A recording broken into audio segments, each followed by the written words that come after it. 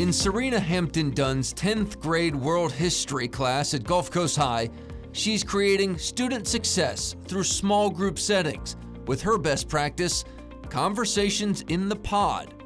By arranging desks in a pod formation, she's encouraging students to dive deeper into conversations, providing her with the opportunity to assess their understanding of the material along the way. So if we were doing a DBQ and LEQ, you would have a prompt, and in this one, it's a very simple one, and it says, develop an argument that evaluates the causes of African and Asian imperialism in the 1750 to 1900 time period, okay? Now, what are we missing out of the thesis?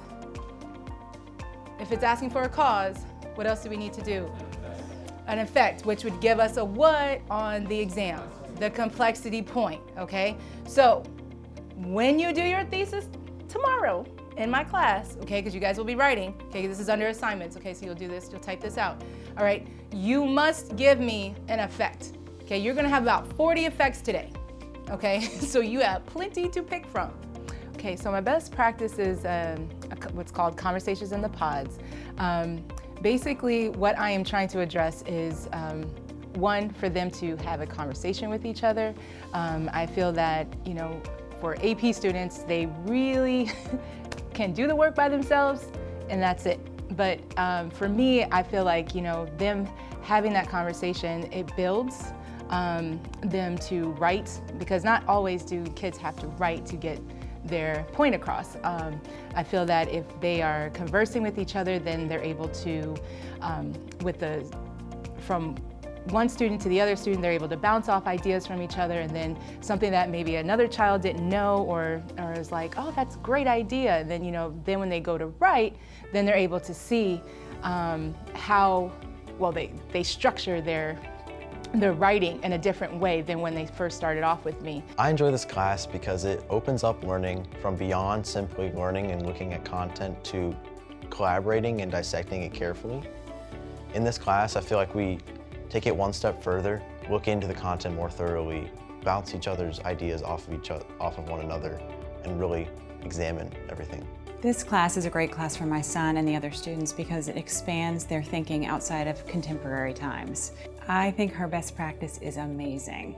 It allows the students to get together and literally lift the words from the pages. By having students analyze the same questions and documents together, they're able to corroborate and contextualize the information through collaboration, improving their comprehension of the lesson. Alexia has definitely learned a lot from this class. She's both been able to keep up with the gruel of the intensity of the program. She's been able to probably increase her rate of reading, her comprehension. She does well now with kind of being able to express her opinion in a group setting amongst her peers.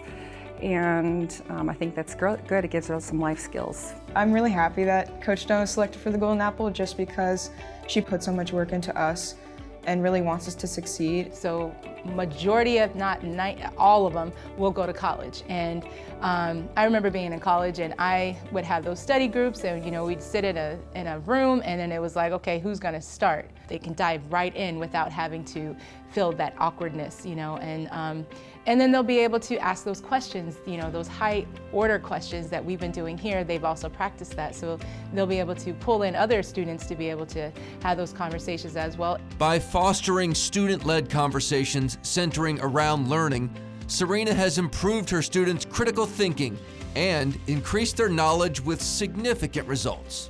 Whew, the goals were set very high for me from when I was wee young to all the way into college. All I knew was excellence. I grew up, you know, you have to do everything with 110%. There was no 100%. And so I think that carries over into my teaching. And even when the bell rings at the end of the day, I'm not done.